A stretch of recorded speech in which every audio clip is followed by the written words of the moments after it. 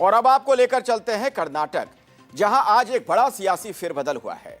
कर्नाटक के मुख्यमंत्री सिद्धारमैया ने आज अपने पद से औपचारिक तौर पर इस्तीफा दे दिया। कांग्रेस आलाकमान के निर्देश पर उन्होंने राजधानी बेंगलुरु स्थित लोक भवन जाकर राज्यपाल थावरचंद गहलोत के विशेष सचिव प्रभु शंकर को अपना इस्तीफा सौंपा। दरअसल राज्यपाल थावरचंद गहलोत फिलहाल पारिवारिक कारणों से बेंगलुरु से बाहर हैं। सिद्धारमैया ने भरोसा जताया है कि संवैधानिक प्रक्रिया के तहत राज्यपाल उनके इस्तीफे को जल्द ही स्वीकार कर लेंगे। इस दौरान उनके साथ deputy CM DK Shiv Kumar भी मौजूद थे। इस्तीफे के बाद उन्होंने डीके शिव कुमार की मौजूदगी में प्रेस कॉन्फ्रेंस की और अपने रेजिग्नेशन की वजह को भी बताया। उन्होंने कहा कि मैंने पहले ही कहा था कि हाईकमान जब कहेगा मैं इस्तीफा दे दूंगा। कल हाईकमान ने कहा और आज मैंने इस्तीफा दे दिया। तो इस बड़े सियासी उलटफेर के दौरान उन्होंने सोनिया गांधी, राहुल गांधी और पार्टी अध्यक्ष मल्लिकार्जुन खड़गे का आभार भी जताया। 7 कोटि जनसंख्या सेवे ಮಾಡ್ತಾ मुझे प्यार देने के लिए आप सभी का धन्यवाद। मैं 2 बार मुख्यमंत्री रहा, 2013 से 2018 और 2023 से अब तक। इस दौरान मेरे साथ काम करने वाले मेरे सहयोगियों ने मेरे लिए हर तरह का समर्थन, सहयोग और प्यार व्यक्त किया है। मैं उनका मित्र हूं। मैं गांव से आता हूं।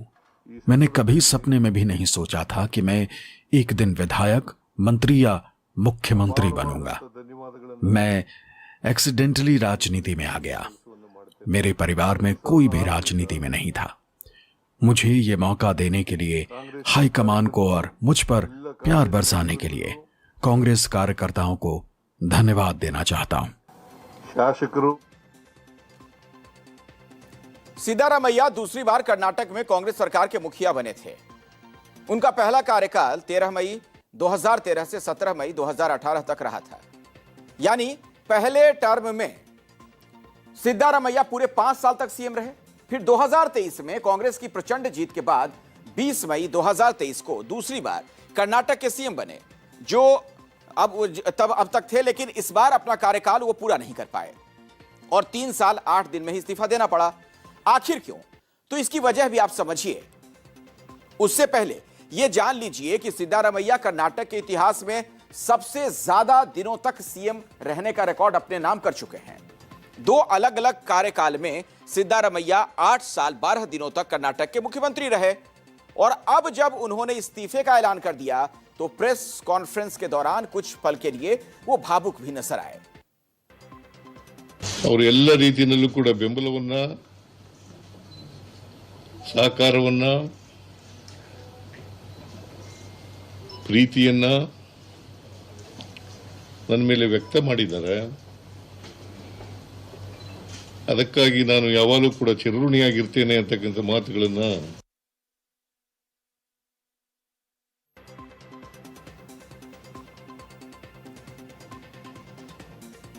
सत्ता परिवर्तन के इस बड़े कदम के बीच सिद्धारमैया ने यह भी साफ किया है कि राज्य में कांग्रेस के पास पूर्ण बहुमत की सरकार है। इसीलिए संवैधानिक व्यवस्था के मुताबिक नई सरकार बनाने का अधिकार भी उनकी पार्टी को ही मिलना चाहिए। और अब पूरे राज्य और देश की नजरें लोक भवन और अगले मुख्यमंत्री के चेहरे पर टिक गई हैं। इससे पहले सिद्धारमैया ने अपने घर पर मंत्रियों को ब्रेकफास्ट पर बुलाकर उनके साथ बैठक की, सभी को अपने फैसले की जानकारी दी। इस दौरान deputy CM DK Shiv Kumar भी उनके साथ मौजूद थे। तो बैठक के बाद डीके शिव कुमार ने सिद्धारमैया का पैर छूकर आशीर्वाद लिया, फिर दोनों गले मिले। प्रदेश सरकार में मंत्री एच.के. पाटिल ने बताया कि डीके शिव कुमार के नाम पर सहमति बन गई है और अब वही कर्नाटक के अगले मुख्यमंत्री होंगे। CM Siddaramaiya said we'll make DK Shivkumar the new CM. He will become the CM. He will become the CM. यानी सिद्धारमैया के इस्तीफे के साथ यह भी तय हो गया कि deputy CM DK Shiv Kumar ही कर्नाटक के अगले मुख्यमंत्री होंगे। बताया जा रहा है कि डीके शिव कुमार को कल यानी शुक्रवार को कांग्रेस विधायक दल का नेता चुना जाएगा और इसके बाद कांग्रेस डीके शिव कुमार के नेतृत्व में राज्यपाल के समक्ष सरकार बनाने का दावा पेश कर सकती है। 64 साल के डीके शिव कुमार मौजूदा वक्त में सिद्धारमैया सरकार में डिप्टी सीएम की भूमिका में हैं। कर्नाटक में 12% आबादी वाले वोक्कालिगा समुदाय से आते हैं। संगठन और चुनाव प्रबंधन में मजबूत पकड़ है। मौजूदा वक्त में कर्नाटक प्रदेश कांग्रेस के 28वें अध्यक्ष भी हैं। 2 जुलाई 2020 से डीके कर्नाटक प्रदेश कांग्रेस के अध्यक्ष पद पर काबिज हैं। डीके शिव कुमार 27 साल की उम्र में पहली बार 1989 में सथानूर सीट से कांग्रेस के टिकट पर विधायक बने थे। लगातार 4 बार सथानूर से विधायक रहे। 2008 के परिसीमन के बाद वो कनकपुरा सीट से लगातार कांग्रेस के टिकट पर विधायक बनते आ रहे हैं। कुल मिलाकर देखा जाए तो लगातार 8 बार से विधायक बनते आ रहे हैं। और अब डीके शिव कुमार प्रदेश के मुख्यमंत्री भी बनने जा रहे हैं। लेकिन यह सब आखिर हुआ कैसे? आखिर कांग्रेस ने कर्नाटक में इतना बड़ा फेरबदल क्यों किया? इसके पीछे वजह माना यह जाता है एक फॉर्मूले को, जो 2023 में चुनाव के बाद पार्टी आलाकमान डीके शिव कुमार और सिद्धारमैया के बीच तय हुआ था। जानकारों की माने तो वो फॉर्मूला था 2.5 साल के सीएम का, यानी 2.5 साल सिद्धारमैया सीएम रहेंगे तो 2.5 साल डीके शिव कुमार। हालांकि जब 2.5 साल पूरा होने पर सिद्धारमैया ने अपने पद से इस्तीफा नहीं दिया तो डीके शिव कुमार बागी रुख अपनाने को तैयार हो गए थे। 2025 में जब सिद्धारमैया के कार्यकाल को 2.5 साल हो गया था, तब से ही डीके शिव कुमार आला कमान पर दबाव बनाना शुरू कर चुके थे। उनके सीएम लगातार डीके शिव कुमार को सीएम बनाने की मांग कर रहे थे। उनके सपोर्टर्स भी। दबाव इतना बढ़ गया था कि अभी 2 दिन पहले ही 26 मई को सिद्धारमैया और डीके शिव कुमार दिल्ली पहुंचे, जब दोनों नेताओं की कांग्रेस अध्यक्ष मल्लिकार्जुन खड़गे और नेता प्रतिपक्ष राहुल गांधी के साथ 6 घंटे तक बैठक चली थी।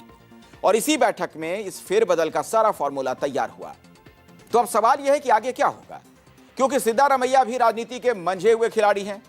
जानकारी ये मानते हैं कि वो इतनी जल्दी सरेंडर नहीं करेंगे। ऊपर से वो कांग्रेस के एकमात्र ओबीसी सीएम भी हैं। सिद्धारमैया कर्नाटक की तीसरी सबसे बड़ी आबादी वाली कुरुवा जाति से हैं। ऐसे में पार्टी ये बदलाव बहुत सावधानी से करना चाहती है, ताकि सिद्धारमैया का सम्मान भी बना रहे और बगावत की स्थिति न बनने पाए। सूत्रों की माने तो बिहार में एनडीए ने जिस तरह से पूर्व सीएम नीतीश के बेटे को नई सरकार में मंत्री बनाया, उसी तरह सिद्धारमैया के बेटे को भी कर्नाटक की डीके सरकार में मंत्री बनाया जा सकता है। इसके अलावा 2 डिप्टी सीएम संभव हैं। एक पद किसी दलित चेहरे और दूसरा लिंगायत या ओबीसी नेता को मिल सकता है। मंत्रिमंडल में भी फेरबदल होगा। कैबिनेट में करीब 15 से 20 नए मंत्री शामिल किए जा सकते हैं। 35 में से करीब 25 मंत्री हटाए भी जा सकते हैं। इस बीच सिद्धारमैया ने बड़ा खुलासा करते हुए यह भी बताया, उन्हें कांग्रेस आलाकमान की तरफ से राज्यसभा जाने का प्रस्ताव मिला था, जिसे उन्होंने विनम्रता पूर्वक ठुकरा दिया। उन्होंने बताया उनकी गहरी दिलचस्पी राज्य की राजनीति में है, वो कर्नाटक छोड़कर दिल्ली नहीं जाना चाहते। उनके इस बयान ने साफ कर दिया कि मुख्यमंत्री पद से इस्तीफे के बावजूद भी वो कर्नाटक की सक्रिय राजनीति से दूर नहीं होने वाले हैं। फिर ऐसे में सवाल यह उठता है कि कांग्रेस ने सिद्धारमैया जैसे बड़े चेहरे को सीएम की कुर्सी से हटाकर अभी इतना बड़ा रिस्क क्यों लिया? आखिर इसके पीछे की रणनीति क्या है, वजह क्या है? तो सबसे पहली जो वजह है, इसे समझिए आप।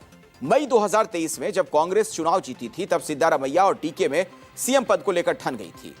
तब राहुल गांधी ने 2.5 साल के रोटेशनल सीएम फॉर्मूला वाला मामला सामने रखा था, जो पूरा हो चुका था, और ऐसे में डीके शिव कुमार का दबाव चरम पर था। दूसरी वजह यह कि सिद्धारमैया सरकार वाल्मीकि डेवलपमेंट कॉर्पोरेशन घोटाला जैसे मामलों में घिरी हुई है, और बीते 3 सालों में सिद्धारमैया के खिलाफ एंटी इनकम्बेंसी ने भी जोर पकड़ लिया। तीसरी वजह यह कि पार्टी आलाकमान का मानना यह है कि समय रहते नेतृत्व बदलने से सरकार के खिलाफ बढ़ रही एंटी इनकम्बेंसी को खत्म किया जा सकता है। इसके साथ ही कांग्रेस की रणनीति यह भी है, ऐसा करने से कांग्रेस का दक्षिण का किला बचा रह जाएगा। मौजूदा वक्त में दक्षिण के 4 राज्य कर्नाटक के अलावा तेलंगाना और केरल में भी कांग्रेस की पूर्ण बहुमत वाली सरकार है, जबकि तमिलनाडु में सरकार की सहयोगी दल है। तो दक्षिण में मजबूती से सरकार चलाकर कांग्रेस उत्तर के राज्यों में भी अपनी वापसी सुनिश्चित करने की कोशिश कर सकती है।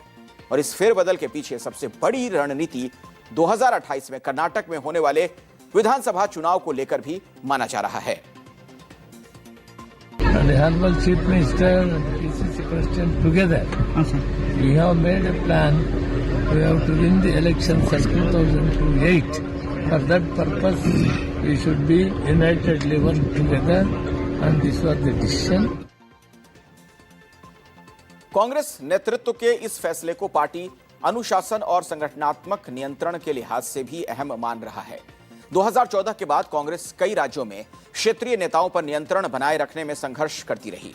राजस्थान, मध्य प्रदेश और छत्तीसगढ़ में सत्ता साझा करने के वादों के बावजूद नेतृत्व परिवर्तन नहीं हो सका था। ऐसे में कर्नाटक में हाईकमान का ये कदम पार्टी के भीतर स्पष्ट संदेश के तौर पर देखा जा रहा है कि केंद्रीय नेतृत्व के फैसले सर्वोपरि होंगे। हालांकि बीजेपी कांग्रेस के इस फेरबदल और सिद्धारमैया के इस्तीफे को दलित एंगल से जोड़ कर देख रही है। बीजेपी नेता चलवाडी नारायण स्वामी के मुताबिक सिद्धारमैया ने कहा था वो तभी सीएम पद छोड़ेंगे जब किसी दलित चेहरे को सीएम बनाया जाएगा। सिद्धरामैया जी बोलता था मैं कब इस्तीफा देता हूं जब दलितों को मैं रेकमेंड करके उनको मुख्यमंत्री बना के जाऊंगा।